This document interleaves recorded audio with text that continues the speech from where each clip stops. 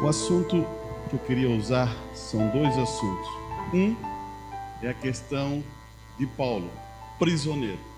E a outra é na mesma mensagem que o irmão Brana prega,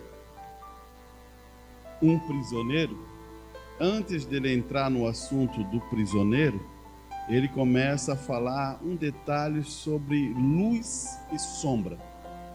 E isso é muito importante a gente entender, porque muitas vezes escutamos alguns versículos na Bíblia que fala sobre isso.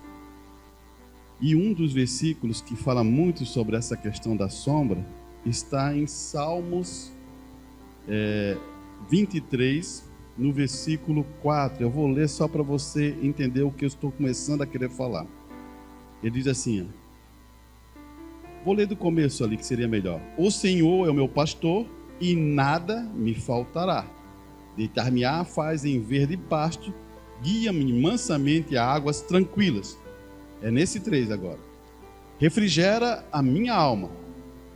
Guia-me pelas veredas da justiça, por amor do seu nome. Ainda que eu andasse pelo vale da sombra da morte, não temeria mal algum, porque tu está comigo, e a tua vara e o teu cajado me consolam. A minha ideia que eu estou querendo trazer aqui, que o irmão Brana fala, é a sombra, e aqui está identificada, da morte. Irmãos, o irmão Brana, ele abre um pensamento sobre a questão da luz. Ele traz e fala sobre o sol, né? Ele vai falar aqui, eu vou ler na mensagem para a gente ter entendimento. Mas aqui nós estamos como uma mistura. Estamos com sombra e luz, se somos cristãos. Porque aqui a gente toma a luz, que é a vida, e ela penetra através do poder do Espírito Santo, e esse tabernáculo é sombra. Por isso que você está lendo, e quando você lê no verso 4, você diz a sombra da morte. É esse tabernáculo aqui. E você logo percebe que tem uma coisa interessante. Ele diz que a tua vara, o teu cajado me consola. A tua palavra vem e me consola, porque ela me revela as coisas. Esse tabernáculo, você já sabe, está julgado, e esse tabernáculo vai morrer. Ele não herda o reino dos céus. Ele vai ter que ser, alguns, através do arrebatamento, serão transformados, outros partirão, e também, ele um dia serão ressuscitados. E o corpo será de outra maneira, não dessa maneira que nós estamos vivendo. Então, essa luz, eu quero que você comece a entender. Se eu sou luz, não há sombra. Você percebeu? Deus é luz. Não há variação nele. Não há sombra. Essa é a perfeição de Deus. Eu já vi alguns homens que falam na história, o irmão Brana usa numa mensagem, que aquele pregador, aquele evangelista poderoso, quando ele foi se deparar num sonho com Deus, ele diz que cada vez que ele mais ia caminhando, mais luz tinha. E cada vez que ele chegava mais na presença de Deus, ele pensou que ia ser morto e mais luz tinha. E Jesus ficou por ele. Por isso que Cristo fala assim, vocês são luz. Não porque você tem essa luz, mas porque você receberam essa luz. Então é uma coisa muito importante você saber que esse tabernáculo aqui faz sombra. E a sombra dele é inclinada à morte. E eu quero ler algumas coisas para ver como você começa a captar isso. Então você já sabe que esse tabernáculo tem inclinação às coisas da carne. E Deus está colocando dentro do nosso espírito as coisas do espírito para controlar esse tabernáculo. Irmão Brana diz assim, só interessante para você entender. Ele começa a afirmar uma coisa importantíssima. Ele fala assim, agora não houve ninguém que pudesse ver aquela luz. A palavra sobre Paulo, mas ela estava lá. Ninguém viu aquela pomba descendo do céu, naquela luz, numa forma, e parou sobre Jesus. E não a não ser o próprio João, mas estava lá, está vendo? Primeiro ele está dando uma referência que algumas pessoas conseguiram ver a luz, outros não viram. Ele começa a dar referência nesse sentido. Daí ele diz assim: e o espírito maligno é escuro, não há luz, é escuro. Por isso que se lembra na congregação do irmão Brando, ele falou assim: ó, eu estou vendo a sombra da morte sobre uma pessoa. Ele está dando uma referência que é escuro, não é luz. Daí ele diz assim, ó, é exatamente como a nossa vida. Nós somos sombra. E somos. Se somos uma luz, onde? Se a nossa vida condiz com a luz do dia, estamos caminhando na luz. Nós somos sombra, e se nós estamos vivendo a mensagem do dia, estamos caminhando na luz. E ele vai dizer assim, ó, interessante isso, irmão. Preste bem atenção, porque isso é muito importante para você entender. Porque qualquer coisa que tem de ter escuridão em si, para formar sombra. Para dizer, aqui não está tão forte, né? Mas a luz está aqui, forma uma sombra. Porque eu sou dessa maneira, eu tenho uma situação que eu impeço essa luz, e isso é o que o irmão Brando está falando. Ele vai dizer assim, ó, está vendo? Porque uma sombra tem que possuir um tanto de escuridão e um tanto de luz. Você agora começa a entender? Precisa de um tanto de luz e um tanto de escuridão. E um tanto de luz para formar sombra. E não pode ser completamente escuro. Então, eu tenho luz ali, eu coloco a minha mão aqui, faz sombra aqui. Um tanto de luz, um tanto de sombra, porque eu tenho uma escuridão aqui, ó. A minha mão é uma escuridão e faz sombra aqui. Por que o irmão Brando está colocando essa ideia? Olhe bem o que ele vai dizer. E não pode ser completamente luz, porque se você é completamente luz, não cria sombra. Aí que está. Se for escuro, realmente é escuro.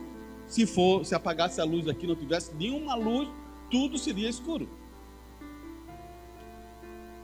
Se for luz, não há sombra. Nada pode formar sombra. Mas se está misturado com escuro e luz, forma sombra. Você está entendendo por que forma sombra? Por que o Salmo fala a sombra da morte? Você começa a entender? Porque somos nós. Somos a sombra da morte. E ele vai usar mais algumas coisas para a gente entender aqui. Ele fala assim: assim nós, na verdade, somos sombra de luz. Agora você está refletindo uma vida de algum lugar. Então assim, ó, se você tem uma sombra e você está recebendo uma luz, você está recebendo uma luz de algum lugar. Se você é cristão, isto sendo uma sombra, só prova que há uma vida aonde não se morre. Porque esta vida tem morte nela, está vendo? Mas se é uma sombra, porque você é uma criatura viva, e se move com habilidade para ver, pensar, mover, falar, os 5 sentidos do corpo, mas ainda assim você sabe, eles estão morrendo. Há tanto problema, você sabe, isto só pode ser é um reflexo, veja, de que há vida e morte misturado. Porque se nós fôssemos luz mesmo, nós não morreríamos. Então, o irmão Brando está dizendo que tem uma sombra e uma luz misturado em nós. Agora, se você é um cristão, você recebe a luz da vida em sua vida. E ele vai colocar outro pensamento. Ele fala assim: o físico tem de morrer. Esse físico tem de morrer. Mas se você está refletindo por sua vida mortal a luz do céu, se você está refletindo pela tua vida mortal a luz do céu, então você está refletindo a vida eterna. Parece um espelho, né? Você recebe a luz, entra e você reflete essa luz. Mas ele diz assim, ó, luz do céu, então você está refletindo a vida eterna, Deus. Então quando morrer, você só poderia ir a essa luz, porque é isso que você refletiu. Por que a gente vai para a eternidade? Por que você vai para o arrebatamento? Porque você está refletindo essa luz, essa mensagem. Porque se você não está refletindo, você não vai. Esse tabernáculo, ele está na sombra da morte. Agora, quando você reflete Cristo, você ama a palavra de Deus, você tem essa identificação, você está emanando luz que veio de algum lugar e veio de Deus. E ele vai colocar mais outro pensamento aqui. Se você é do mundo escuro, olha só o que ele está falando. Se você é do mundo escuro, você reflete isso. Você pegou o que ele está falando aqui? Se você é do mundo escuro, você reflete isso. E você não pode fazer isto em nenhuma outra direção, exceto para a escuridão. Está vendo? Assim nós estamos num reflexo, de modo que vamos ver isto. E tão certo quanto o Espírito Santo reflete luz e vida, assim a morte reflete escuridão. Ele dá um exemplo. O Espírito Santo reflete vida e luz, ou luz e vida. Ele diz que a morte reflete escuridão. É o que eu falei do irmão Brana, quando ele estava na plataforma e olhava assim, ó, tem uma sombra de morte sobre essa pessoa. Por quê? Ele mostra isso, claro, para a gente entender o que está em nós. É luz mesmo? Você vai saber. Ninguém vai se enganar com isso. Ou é escuridão. Aí você vai dizer assim, eu vou ler outro versículo que também acompanha isso, que está em Mateus. Vamos ler para a gente reforçar. Mateus capítulo 4, verso 16 e 17. Ele vai dizer assim, ó, olhe bem como isso é precioso, irmão. Olhe bem como isso é precioso. O povo que estava assentado em trevas viu uma grande luz, e os que estavam assentados na região e sombra da morte, a luz raiou. Quem será esse que raiou? Você percebeu? Olhe bem o que ele está dizendo aqui, ó. O povo que estava sentado em trevas viu uma grande luz, e os que estavam assentados na região e sombra da morte, a luz raiou. Desde então começou a Jesus a pregar e a dizer: arrependa-vos, porque é chegado o reino dos céus.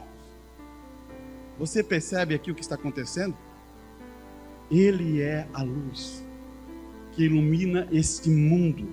Agora, se você quer Cristo e conhece quem é Cristo, não por uma ideia doutrinária ou uma ideia de um sistema denominacional, mas se esse Cristo está em você, você também caminha na luz. E aí que está o segredo. E isso prova algumas coisas, porque agora o irmão Brana, ele entra na questão do o prisioneiro. Que Paulo fala isso na mensagem. Sou prisioneiro de Cristo. E Cristo é luz. Aqui está a chave.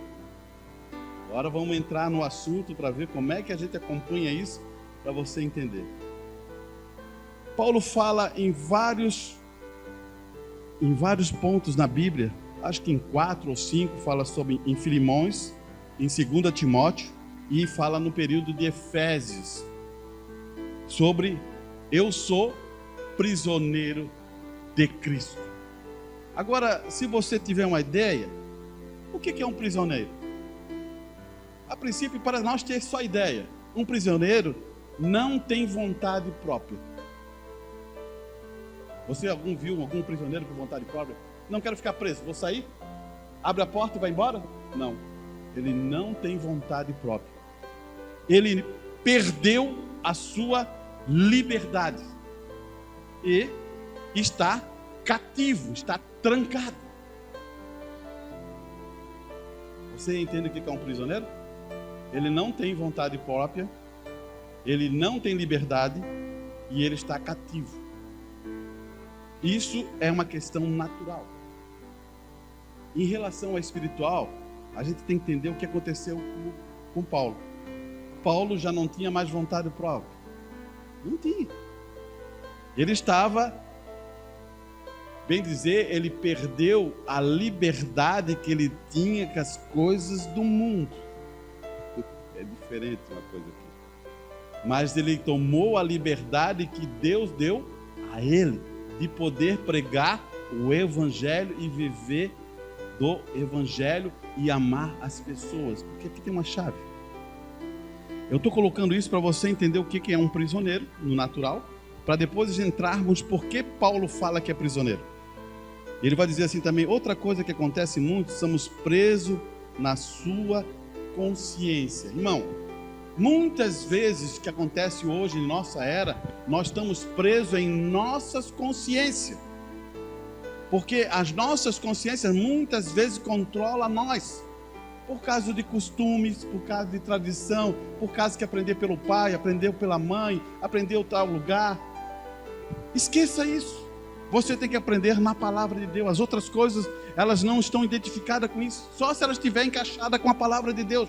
Porque a palavra de Deus é o poder do Evangelho. Se você não tomar isso, você não recebe as bênçãos da palavra. E nessa questão de ser preso na sua consciência, a gente tem algumas coisas que a gente poderia identificar com a mensagem de irmão Branda, que é credo, quando você tem credo, quando você tem uma ideologia própria ou do mundo, uma ideologia como está acontecendo aí muito nas escolas, muitos em política, né? Ideologia, uma convicção própria. Ele não medita na palavra de Deus, tem uma convicção própria, e ideias próprias. São 4 coisas que você vai tomar cuidado. Eu tenho que tomar cuidado para eu não ter uma ideia própria e reconhecer como Deus trabalha. E também tem outro caso que é prisioneiro de si mesmo. Não é prisioneiro de Cristo, é prisioneiro de si mesmo. Tem pessoas assim, prisioneiros de si mesmo. Esse prisioneiro de si mesmo, irmão, sempre está esperando que as outras pessoas façam alguma coisa para ele. É interessante isso para você entender, irmão. Eu estou colocando alguns pensamentos, algumas coisas que eu coloquei para você entender o que é um prisioneiro de si mesmo. E esse prisioneiro de si mesmo, ele não tem interesse de mudar por si próprio. É uma coisa interessante, ele não quer mudar por si próprio. Ele está vendo a palavra de Deus, ele está compreendendo que aquilo está errado, mas por si próprio, ele está prisioneiro por si mesmo, ele não quer fazer isso. Você já pensou nisso? E isso é um problema? Por isso que o irmão Brana fala assim, irmãos, talvez isso toque em nós, mas isso é importante você saber. Ele fala em várias mensagens, dizendo assim, ó, nessa era, que é demente, demente. Para ser demente não é você ser louco, não.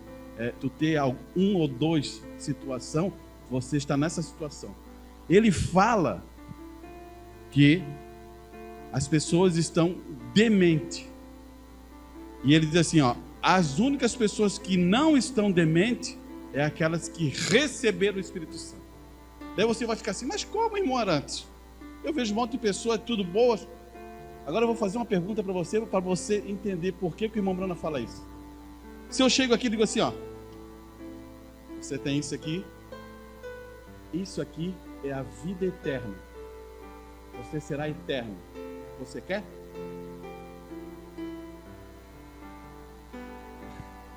O Espírito Santo está aqui, vai dar a vida eterna. Você quer?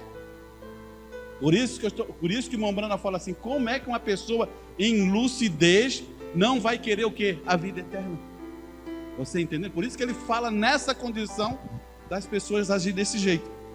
Então, para você entender o que o irmão Brana quer dizer quando ele fala sobre essa questão das pessoas que estão dementes. Porque eles não querem receber o Evangelho, eles não querem o novo nascimento, eles não querem o batismo do Espírito Santo para receber a vida eterna.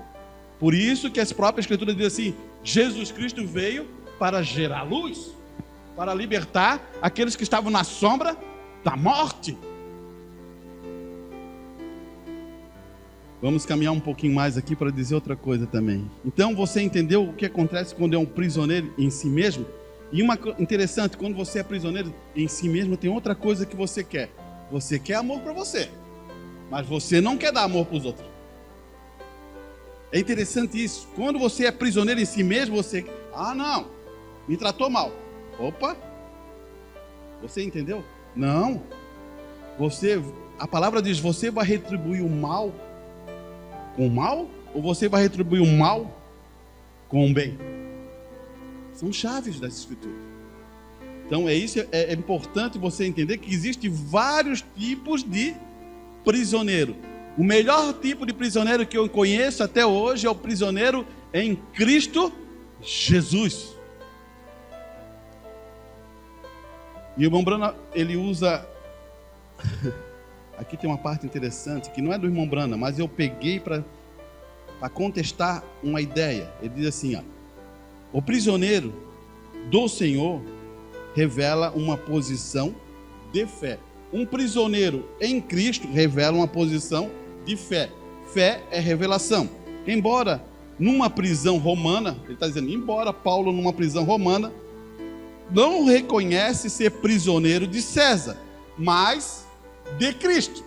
Quando ele escreve isso, irmão, ele está preso. Mas ele não diz assim, estou preso numa prisão romana por César. Não, ele diz, eu sou prisioneiro de Cristo. Olha, irmão, isso é profundo, o que Paulo está falando. Então ele refere que ele não é preso de César, mas de Cristo. Na compensação cosmológica e da história dele de governar o mundo, é o Senhor da história. O que Paulo está querendo referir aqui, o que esse autor desse livro está dizendo, ele está dizendo assim, Paulo sabia quem é que manda, é Deus. E se Deus me colocou lá preso, Ele quer que eu faça alguma coisa, porque senão Ele não me colocaria ali, Ele me retiraria, Ele me tiraria. Sabe por quê? Ele tem experiência disso. Aonde que ele tem experiência disso, irmão Arantes? Ele tem a experiência disso aonde? Paulo e Silas presos. Você percebeu? Paulo e Silas presos. O que a palavra fala? Paulo começa a orar e começam a louvar. Vem o poder, rompe as cadeias, rompe tudo, né? E olhe bem, Paulo teria que estar preso. Sabe por quê? Eu vou ler a história. É importante você entender. Por que Paulo tinha que estar preso? Porque ele ia salvar vidas. Você, irmão, tem que entender quando Deus está trabalhando com você, se você está indo para algum lugar, você preste atenção. Porque se você tem a direção do Espírito Santo, você vai ajudar e salvar vidas. Olha, escuta que ele vai dizer. O qual, tendo recebido tal ordem, lançou no cárcere interior. Ele segurou os pés ao tronco. Paulo e Silas. E perto do meio-dia, meia-noite, Paulo e Silas oravam e cantavam hinos a Deus. E aos outros, presos, os escutavam. E de repente sobreveio tão grande terremoto que os alicerces do cárcere moveram-se. E logo se abriram todas as portas. E foram soltos das prisões todos. E acordando o carcereiro, vendo aberto todas as portas da prisão, tirou a espada e quis matar-se, cuidando que os presos já tinham fugido. Mas Paulo clamou com grande voz, diz: não te faça nenhum mal, que todos estão aqui. E pedindo luz, saltou dentro, e todo trêmulo se prostrou. Olha só aqui, mas se prostrou antes Paulo e Silas.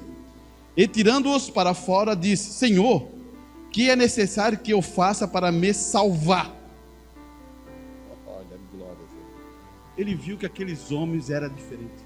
Ele viu que quando eles louvavam, eles amavam a palavra. Ele viu que aquelas pessoas eram diferentes. Quando o cárcere ele dobra, o que eu preciso para me salvar? Daí ele disse, e eles disseram: crer no Senhor Jesus Cristo e serás salvo, tu e tua casa. Ele pregaram a palavra do Senhor e todos os que estavam em sua casa, e tornando-los eles consigo naquela mesma hora de noite, lavaram os seus vergões e logo foram batizados, eles e todos os seus, elevando-os à sua casa, lhe pôs à mesa, e na sua crença em Deus, alegrou-se com toda a sua casa. Prestaram uma atenção aqui, que tem uma coisinha interessante aqui na Bíblia. Ele fala assim, na sua crença em Deus. Eles tinham uma crença, esse carcereiro. Se alegraram com toda a sua casa. E sendo já dia, o magistrado mandaram quadrilheiros, dizendo, solte aqueles homens. Quando Deus está no assunto, vai ser solto. Paulo já tinha essa experiência, só que agora Paulo está trancado. Irmãos, tem uma coisa que você deve entender. Olha só o que é a experiência com Deus. A experiência, ela vai crescendo a quanto você passa por ela, e amadurece e passa pelas provas e as lutas. Quando você não consegue passar, Deus vai colocar de novo até você conseguir passar aquela prova. Ter controle emocional. Deus está dando controle emocional. Se você não tem controle emocional ainda, você ainda tem que amadurecer. Escute bem aqui. Olha o que Paulo diz aos Filipenses no capítulo 1, no verso 2. Preste atenção. As escrituras, elas se entrelaçam. Ele está preso, não está? Agora o que ele fala?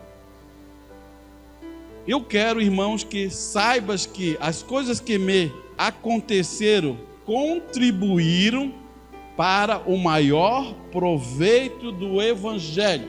Como é isso, Paulo? Preso contribuiu? Você começa a entender? Paulo não está no volante. Paulo sabe que tem que largar o volante. Paulo sabe que, no coração de Paulo, ele queria ir em Roma. Olha bem, ele queria ir em Roma como um evangelista, pregar o evangelho, falar isso. E ele pensava que ele ia ali na sinagoga pregar isso. Não, ele foi para Roma. Foi pregar o evangelho na prisão. Olha, escute bem. Ele vai dizer assim, de maneira que as minhas prisões em Cristo, ele não diz que é em César, que é em Roma. Ele diz, as minhas prisões em Cristo foram manifestas por toda a guarda pretoriana. Você pensou isso? Isso é um homem que tem revelação pura. Ele não diz assim, não, estou preso aqui em Roma e agora eu vou pregar. Não, estou preso em Cristo. E ele diz, foram manifestas por toda a guarda pretoriana. A guarda pretoriana tinha 16 mil homens policial, soldados. Já pensou nisso? Todo dia que ele ficava preso, ele tinha que alguém estar ali preso com ele, amarrado junto com ele. E todo dia ele pregava para alguém.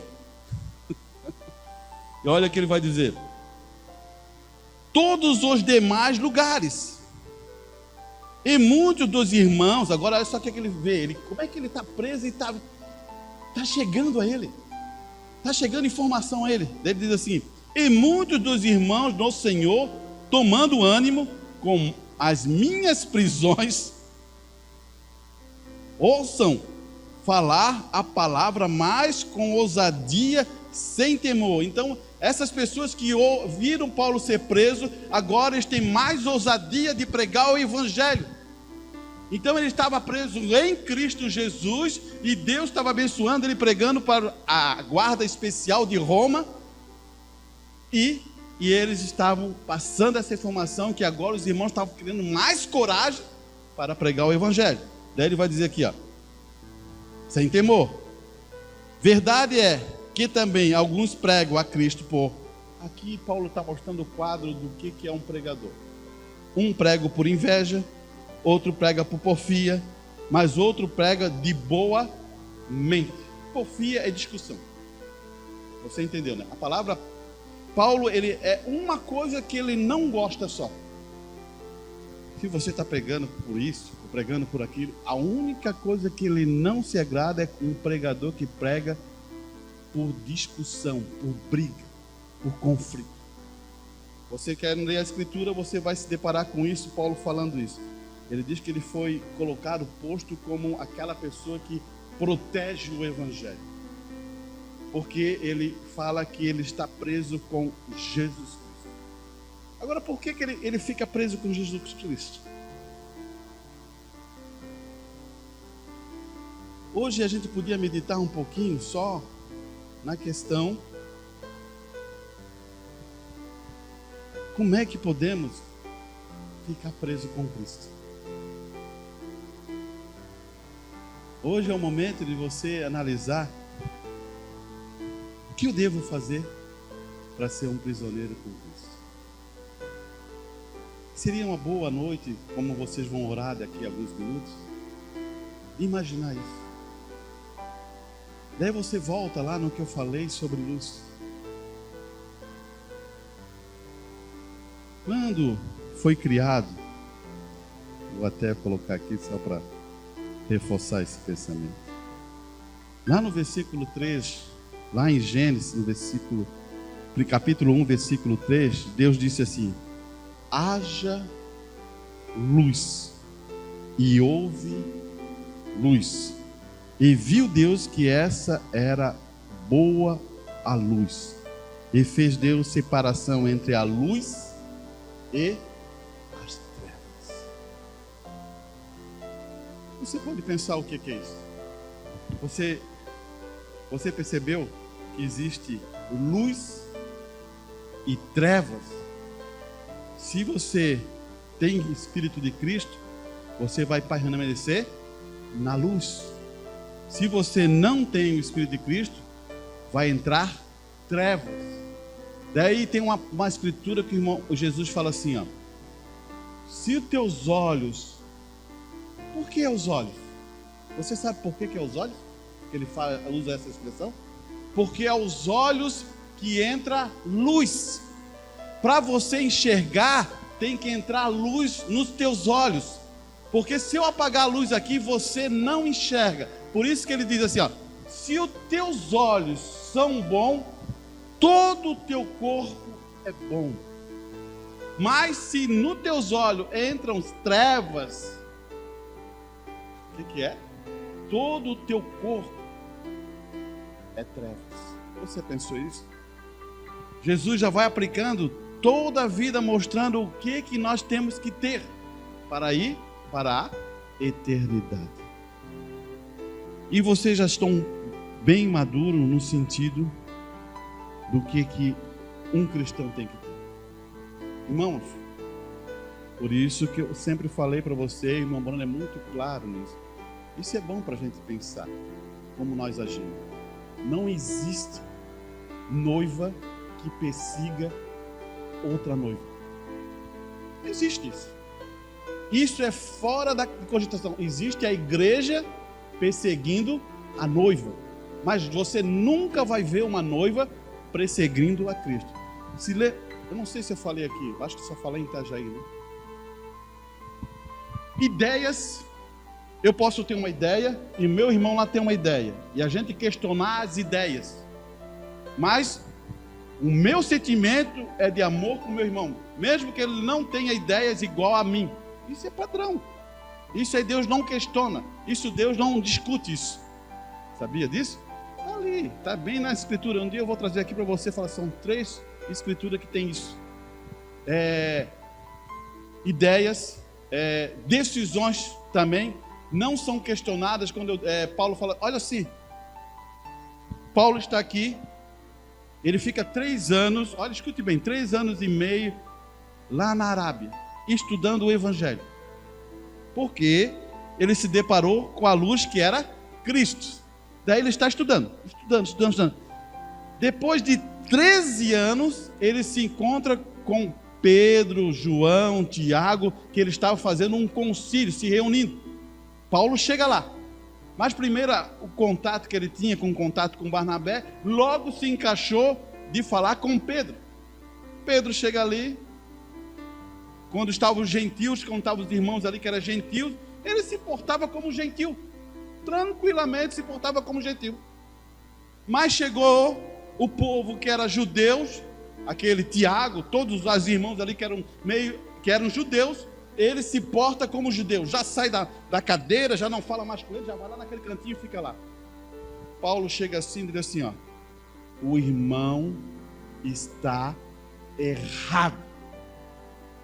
Paulo é duro, a escritura fala isso.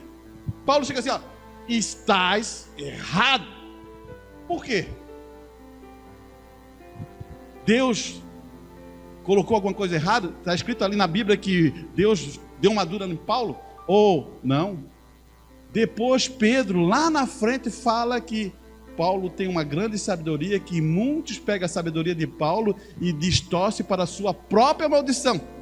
Pedro reconhecendo que Paulo era autoridade. Por quê?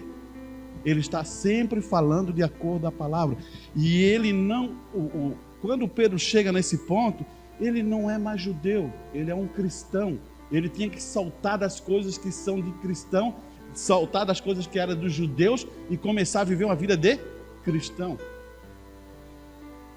Deus não repreende nenhum dos dois, Deus não fala nada, porque isso são questões porque Pedro era repreensível, você entendeu?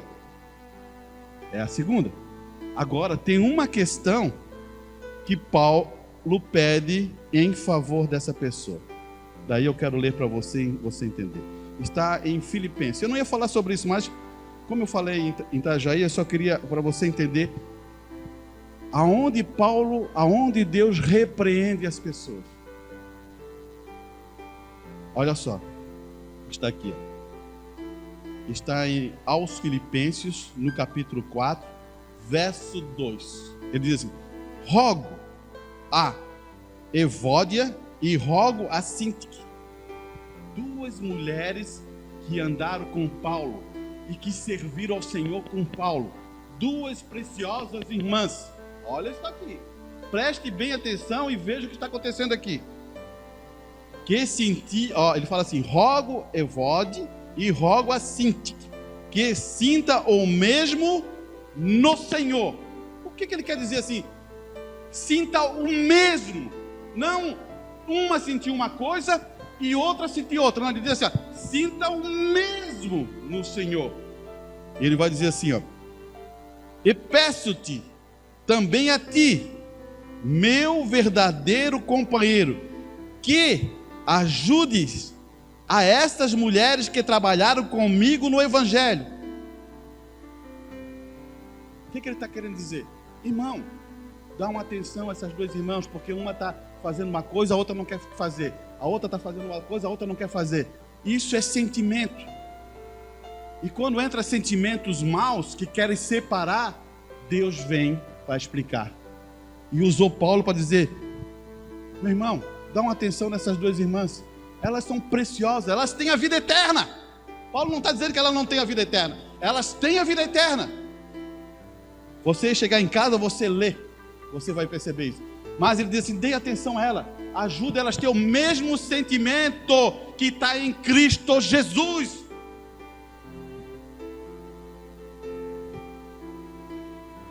A única maneira que Deus repreende os nossos ações é quando os nossos sentimentos são maus. Agora, quando você tem uma ação como fosse assim, não, eu quero ir para lá, o outro diz, eu quero ir para cá, eu quero resolver tal coisa desse jeito. Não, mas não vai dar. Então, tem vezes que a gente toma, um vai lá, resolve aquilo, o outro lá, resolve aquilo, mas eles não têm sentimento um com o outro. Eles se amam. Isso pode acontecer na vida. De repente, eu vou dar um exemplo mais simples para você entender. Eu gosto de maçã e o outro gosta de carambola. O que eu vou fazer? Ele não vai querer comer a minha maçã? Não. Eu vou comer maçã. E a outra vai comer carambola. Não tem problema, esquece o sentimento. Você entendeu? O irmão Brana gostava de dizer assim: se tem uma semente, joga fora, né? Come o bolo, né? Ele usa mais nessa expressão. Então, irmãos, eu acho que aprendemos duas coisas, né? Temos que ter a luz e temos que ser prisioneiro dessa palavra maravilhosa que os homens de Deus receberam e nos entregaram, que é a Bíblia, a mensagem de Deus, né? Eu vou fazer uma oração e depois vamos orar. Bondoso Deus, Pai Celestial, que a palavra possa penetrar no coração dos teus filhos e ali fazer bons frutos.